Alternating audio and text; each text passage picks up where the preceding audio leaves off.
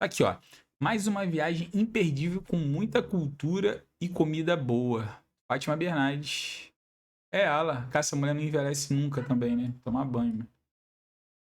Em 12 minutos não vai ter muita cultura, não. Vai ter muita cultura cortada ou pouca cultura? Oi, Vamos lá. pessoal, tudo bem? Sabe onde nós estamos hoje? Em Ah. Tiradentes. A gente veio até aqui para acompanhar a feira literária da cidade. A É a Flit. quinta Flit, tem muitos autores que estão por aqui, muita gente interessada em literatura, vários grupos de turistas também conhecendo a cidade. Hoje a gente vai dar uma voltinha até chegar ao... Cara, ela transpira e emana chiqueza, né, mano? Olha aqui, cara. Pô, pega. Pega. Com esse biquinho então aqui, olha. Mano, muito chique, mano. Olha. Lencinho, deve ter um calor do cacete, ó. Botãozão. As correntinhas. Unhona vermelha. Oclão. Pô, mas ela é... local da Flit. Ela... Muita chiqueza, muita sofisticação, Fátima Bernardes.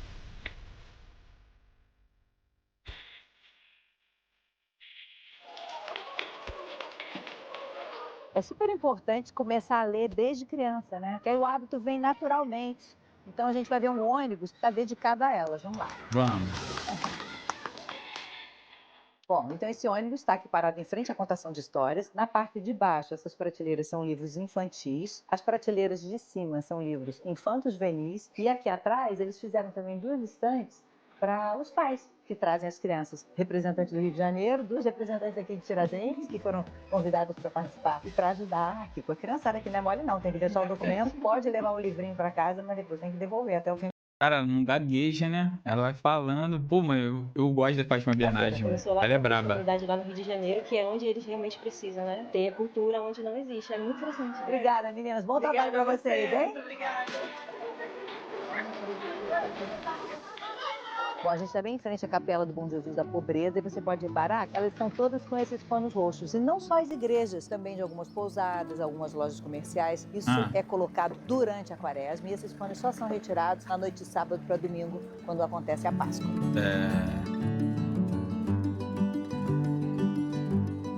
Eu vim com meus filhos pequenos algumas vezes para cá e aqui tem um teatro de marionetes. É muito legal e eles amavam. Eu até ficava do lado hospedada para poder ficar mais perto. Tem horário certo, então é muito legal.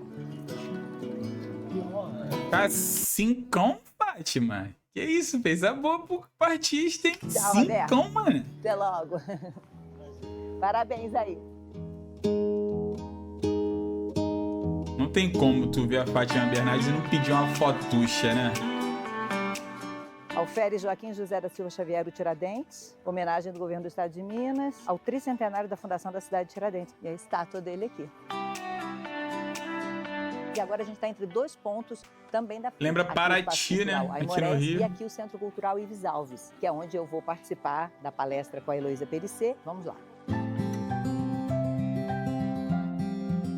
Bianca, eu queria que você explicasse um pouquinho sobre essa sala, porque você escreve, mas qual a ideia de você colocar tudo em bordados? Eu sempre amei esses paninhos antigos, que eu acho que eles conversam com a gente sobre Pô, um muito tempo maneiro, cara. que a gente não tem mais tempo para ter. Para colocar o paninho na bandeja, para colocar o paninho onde vai ficar o pão. E eu comecei a ver que tinha uma conexão entre as duas coisas. Entre eu falar sobre o tempo com a poesia, no meu livro, e essa maneira dos tecidos falarem que o nosso tempo hoje está sendo... Cara, a Fátima Bernardes está tapando a passagem aqui, ó. A mulher atrás aqui, ó. A ver que tinha uma conexão entre as duas coisas. Entre eu falar sobre o tempo com a poesia... Opa.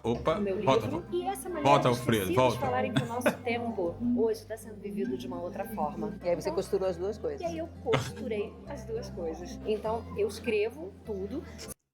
Desculpa, Fátima, eu tô prestando atenção, mas a mulher tá ali atrás esperando você acabar a tua reportagem, acabar a tua entrevista aí. Seleciono a cor da linha, monto a peça e aí foi qualificada uma mulher que tem uma situação... Ó, geral, mano, geral fazendo... E aí eu envio pra ela, pra que ela cumpra A minha volta. letra de tecido e ela possa ter, assim, uma fonte de renda. O bordado, ele é a história das mulheres. Assim, e como o artesanato, muitas mulheres sustentam suas casas com artesanato. Porque Sim. é algo que elas podem fazer enquanto estão cuidando da vida doméstica. Maravilhoso, amei Eu poder amei. conhecer. Ó, muita Quando cultura, você né? foi partiu do conto, né? Era um livro que foi indicado a prêmios para escrever o Viário. Esse maluco não tava no Big Brother? Esse maluco não tá no Big Brother, não? Deu aquele nervosinho de não fazer Nem nada ele, não. tão à altura do Mas que você já parece tinha que feito no beijou primeiro a livro. mãe do Paulo Depois de lançar Gustavo. o Som na Cabeça, precisando pensar num novo Não livro, nele, não foi nele, um não. momento que eu olhei e falei assim, independente do que estão falando sobre o meu primeiro livro, independente dos prêmios que ele possa ter ganho ou das traduções que ele teve, eu sou um autor jovem, um autor em formação. Tinha 26 anos quando eu lancei o Som na Cabeça. Então eu me forcei a me olhar como um autor iniciante. Assim. A minha grande referência, por exemplo, o Machado de Assis, foi escrever o livro Divisor de Águas dele com 40 anos, 44 anos, que é o Memórias Póstumas de Brás Cubas. Qual a sua primeira imagem de um livro?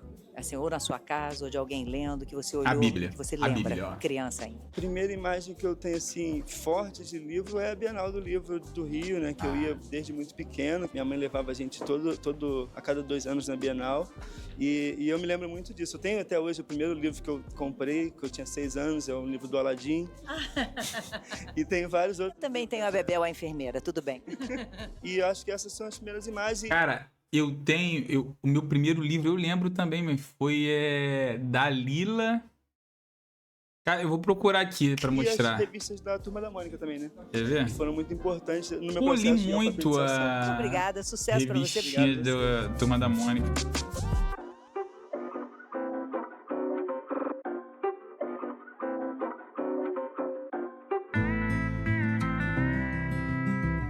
Não é da Lila, não. Como é que era o nome, cara? Era tipo um cachorro. Mais um dia aqui em Tiradentes e a gente vai continuar circulando pela cidade até a hora da nossa próxima entrevista lá na Feira Literária. Vamos lá. Vamos.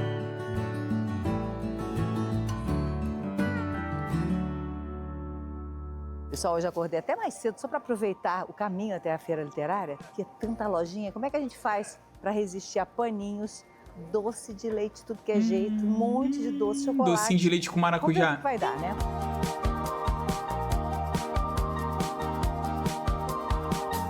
Vou levar esse. Eu não sei se eu vou botar no nosso estúdio ou se eu vou botar na minha casa, mas esse aqui vai comigo. Ai, eu amei. Pô, esses paninhos de prato tem Sabe que essa levar, varetinha né? que fica no líquidozinho para perfumar o ambiente? Quando acaba o líquidozinho, eu guardo essas varetinhas dentro de uma gaveta, porque ela mantém, olha como ela ainda está segurando o cheiro. Por um tempo. Gostou da dica? Pô, ela mostrou pra um cara aleatório ou pra um produtor dela? Vai. Esse livro fala de várias expressões que são super curiosas, que a gente usa e que a gente nem imagina. E você já ouviu falar na expressão subir na vida? Muito, né? Ah, fulano subiu na vida. Por que subiu na vida? Quando a pessoa fazia um casarão de 2 andares no século XVIII, era uma construção cara, a base é reforçada. O segundo andar, o que fazia? A pessoa fazia um comércio embaixo e morava no segundo andar na parte que sobrava. Então, no caso, quando a pessoa não tinha condição de começar com o sobrado, ela fazia uma casa de um pavimento, com a base mais reforçada, comércio na frente e morava nos fundos apertadinho com a família. O comércio prosperava muito, entrava muito dinheiro. Aí a pessoa fazia depois o seu segundo andar. Falava então que essa família subiu na vida, melhorou de condições. Aí, São ó. expressões que surgem no século XVIII. Tem um monte. Cara, quando a gente foi pro Recife, não sei se é em Olinda. Eu não lembro. Sei que tinha um lugar que você... essa expressão, sem eira nem beira. Porque as casas, assim, na frente das casas, tinha casas que tinham eiras... sem eira nem beiras. Tinha eiras e tribeiras e sem eiras. Então, era tipo o que fazia a diferença social, tá ligado? A casa que não tinha eira era a casa de pobre. Sem eira nem beira. E a casa que tinha eira e beira e tribeira era a galera com mais dinheiro. Pode pesquisar aí. Eu acho que é um... Cara, 98% de certeza. Pode pesquisar aí, no Recife. Muito obrigada por ter interrompido Aí- seu trabalho para Aí surgiu essa expressão sem eira nem beira. falar Que com a isso, gente, prazer. viu? Vamos continuar que a gente está cobrindo aqui Confia. a Feira Literária e vai chegar até lá. Que bacana então, muito obrigado. Boa visita, pessoal.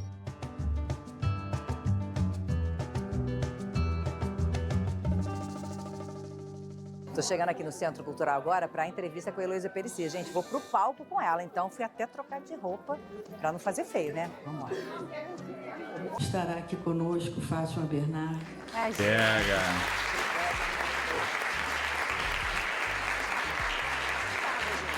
roteirista, uma escritora, uma atriz de sucesso no cinema, no teatro, na televisão, uma das maiores comediantes. Quem nunca falou, fala sério aí? Tipo assim... Caraca, ela nem fica nervosa, né, Fátima Bernardes, mano. Tipo assim, Braba. eu fiquei muito feliz mesmo de estar aqui com Não, você. eu também. Nossa, quando Isa me deu a notícia, Fátima Bernardes, eu falei, oi? E a gente vai falar desse livro, Cheia de Graça, uma jornada de humor, amor e cura. Eu vou só situar vocês. A Lolo teve um câncer de glândulas salivares, que já é um câncer raro. Ela tinha 99% de chance, quando ela retirou a bolinha que apareceu na boca, de que fosse algo benigno. Era maligno. Ela tinha 0,03% de risco de aquilo ali ter uma metástase. E ela teve. E eu queria saber desde quando você se percebeu uma pessoa, um ser humano de fé. Se eu tivesse que dizer alguma coisa, eu dizia como um versículo que Jó fala: antes eu ouvia falar de você, hoje eu te conheço. Quando a gente é colocado numa situação, né, assim, situações de checkmate que a gente passa na vida, né, a gente prova a nossa fé, e foi isso que aconteceu comigo. Uma coisa que eu só vivi o que eu já sentia. Eu caí no 1%, eu caí no 0,03%, então eu tenho a sensação de que eu não saio desse planeta sem ganhar na loto sozinha. Eu sou, mas essa pessoa. Eu sou essa pessoa. Então, o dia que eu fui ao encontro desse amor e que eu me deixei inundar por isso, eu ganhei um outro lugar na existência, porque eu disse, eu sou uma pessoa amada. E eu acho que o que falta na humanidade é esse lugar que a gente precisa encontrar, desse amor. Que você não vai precisar canibalizar o próximo, entendeu? Você vai poder viver o seu divino muito mais do que o seu profano. Mas em nenhum momento você entrou em litígio com Deus? Em nenhum momento você ficou chateada? Claro que eu fiquei, tem momentos que eu fiquei. Mas eu apoio a minha vida, como eu digo aí, sobre 3 pilares. O primeiro é o amor de Deus por mim. É o amor ágape. É um amor incondicional. Ela é crente, cara? Porque isso daí é Bíblia mesmo, pô. Perfeito, um amor que alimenta. Segunda coisa, eu aprendi com Madre Teresa de Calcutá, e que isso me libertou, Fátima, me libertou. A vida não é entre eu e o próximo, e sim entre eu e Deus. Então, toda vez que eu tenho o impulso de não querer fazer alguma coisa por alguém, porque alguém me chateou, peraí, eu não vou fazer para essa pessoa. Eu estou fazendo isso para Deus. E a outra coisa é que Deus sabe o que eu preciso antes que eu peça. E quando isso aconteceu, eu pensei, cara, Deus não me botou aqui à toa. Tirou onda. Deus não me botou aqui à toa, eu tenho certeza. Aí eu pensei assim, esses raios devem ter a força de Grayskull. É isso. Deus quer que eu peça. Deus quer que eu peça. Então eu vou pedir. E nesse momento, quando eu falei isso, a máquina fez assim. E eu sabia que a máquina, quando ia dar o raio, ela fazia antes esse barulho. Aí quando eu vi que ia dar esse barulho, eu tive que pensar rápido uma coisa. E eu fiz, raio da beleza. Aí, o raio veio. Ela é uma figura, né? Tudo.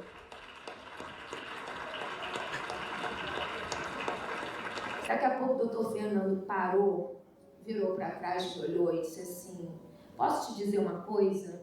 Eu falei, pode. Ele disse, a radioterapia está te fazendo muito bem. Eu falei, é? Ele disse, você está mais bonita. Nossa. Ah, que maneiro, hein? Dali, meu amor, foi todo dia raio do sucesso, raio da saúde, raio do amor, raio de tanto raio. No último dia, eu disse assim, já tinha pedido todos os raios, eu falei, o que eu vou pedir?